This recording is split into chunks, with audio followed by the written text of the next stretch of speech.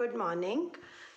Yesterday we completed more than half of the story Bholi, and you must have noticed that Bholi has started coming to school and she is feeling comfortable at school. Credit goes to teacher. Now see, we have to start this part. Why do Bholi's parents accept Bishambar's marriage proposal? Why does the marriage not take place? So the questions themselves are giving us a hint about what we are going to read in this part. In this part, we are going to read about Bholi's marriage. See, thus the years passed. How? The way that Bholi is studying at school and the years are passing. The village became a small town. The little primary school became a high school. There were now a cinema under a tin shed and a cotton ginning mill. The mail train began to stop at their railway station. What is the relevance of this paragraph? This paragraph is actually telling us that in every field, development is taking place in village. But when we see the episode of Bholi's marriage, we will not notice any change over there. One night after dinner, Ramlal said to his wife, "Then, shall I accept Bishambar's proposal?" "Yes, certainly," his wife said. "Bholi will be lucky to get such a well-to-do bridegroom." Well-to-do means rich. A big shop, a house of his own, and I hear several thousand in the bank. Moreover, he is not asking for any dowry. So they are feeling obliged that Bishambar has given his consent to marry their daughter. And wife, why are they interested in? Yes, here it's written first question. We have got the answer of the first question. Bholi's parents accept Bishambar's marriage proposal because he's rich, he has his own house, a big shop, and a good bank balance, and he's not asking for any dowry. That's right, but he is not so young, almost the same age as I am. And he also limps. He also limps means he does not walk properly. Moreover, the children from his first wife are quite grown up. So these are the drawbacks that Bishambar is having. He's not a bachelor, he's a widower. He has children from his first wife and he limps also. In age, he's same as his father, her father, Bholi's father. "So what does it matter?" his wife replied. "Look at the mother's attitude. Even mother is not thinking about Holi's feelings. 45 or 50, it is no great age for a man. We are lucky that he is from another village and does not know about her pockmarks and her lack of sense. If we do not accept this proposal, she may remain unmarried all her life." So she thinks that because of the pockmarks and because of mental retardment, it will be impossible for Bholi to get married. So this is the only chance according to them. "Yes, but I wonder what Bholi will say." Father is feeling ashamed what their daughter will say. "What will that witless, that foolish one say? She is like a dumb cow." "Maybe you are right," muttered Ramlal. In the other corner of the courtyard, Bholi lay awake on her cot, listening to her parents' whispered conversation. Bishambar Nath was a well-to-do grocer. He came with a big party of friends and relations with him for the wedding. A brass band playing a popular tune from an Indian film headed the procession, with the bridegroom riding a decorated horse. Ramlal was overjoyed to see such pomp and splendor. He had never dreamt that his fourth daughter would have such a grand wedding. Bholi's elder sisters who had come for the occasion were envious of her luck. So the marriage was really grand, as Bishambar is spending a lot of money on his marriage. When the auspicious moment came, the priest said, "Bring the bride." Bholi, clad in a red silken bridal dress, was led to the bride's place near the sacred fire. Sacred means pure, pavitra. So pavitra fire is that where fere will take place. Garland the bride. One of his friends prompted Bishambar Das. The bridegroom lifted the garland of yellow marigolds. A woman slipped back the silken veil from the bride's face. Veil means ghungat, covering, face covering. Bishambar took a quick glance. The garland remained poised in his hands. The bride slowly pulled down the veil over her face. Means why does he stop? Because he has seen the pock marks on her face.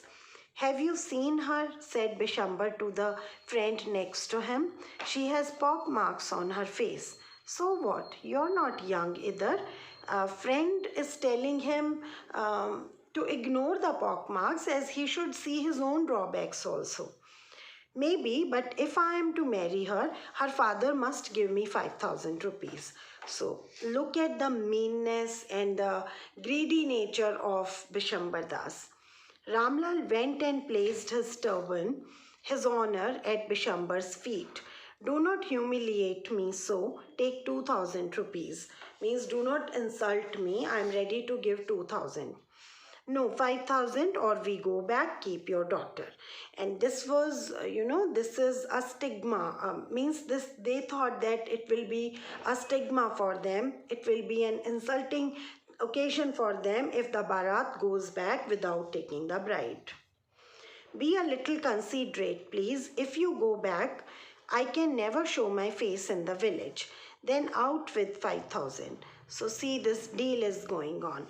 Tears streaming down his face, Ramlal went in, opened the safe and counted out the notes. He placed the bundle at the bridegroom's feet.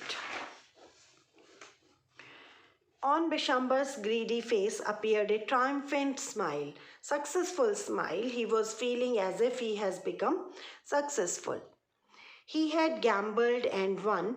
Give me the garland, he announced. Once again, the veil was slipped back from the bride's face, but this time her eyes were not downcast.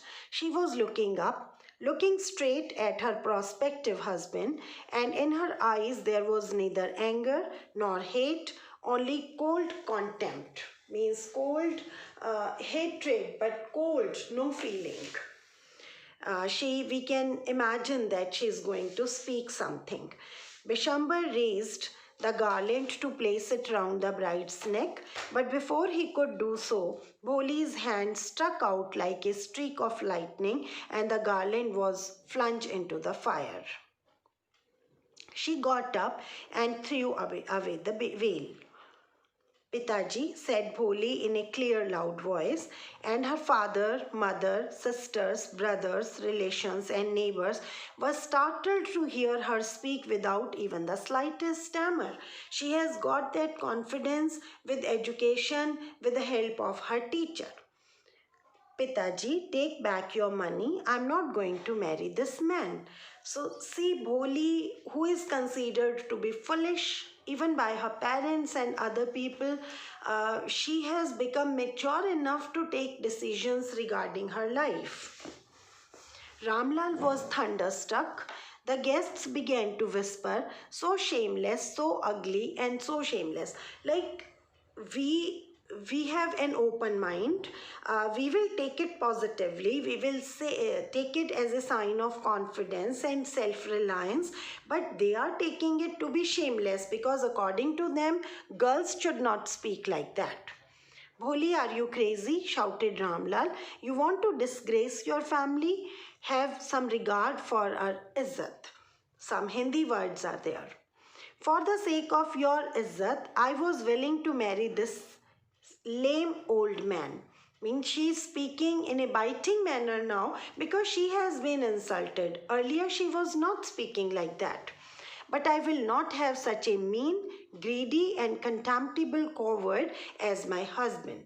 Mean, greedy and means he is hateful, coward, derpoke man. I won't. What a shameless girl. We all thought she was a harmless dumb cow. Bholi turned violently on the old woman. Yes, auntie, you are right. You all thought I was a dumb driven cow. That is why you wanted to hand me over to this heartless creature. But now the dumb cow, the stammering fool, is speaking. Do you want to hear more? Bishambarnath, the grocer, started to go back with his party. The confused bandsmen thought this was the end of the ceremony and struck up a closing song. Ramlal stood rooted to the ground, his head bowed low with the weight of grief and shame. The flames of the sacred fire slowly died down. Everyone was gone, means the ceremony has been stopped in between as Bholi has refused to marry Bishambar. Ramlal turned to Bholi and said, "But what about you? No one will ever marry you now. What shall we do with you?" And Sulekha, see, this is a very, very important turning. Till now, we have been listening to the name Bholi for this girl, and now Sulekha, because she is no more a stammering, coward girl. She is an educated, self reliant girl now. Sulekha said in a voice that was calm and steady, "Don't you worry, Pitaji. In your old days, I will serve you and mother, and I will teach in the same school where I learnt so much."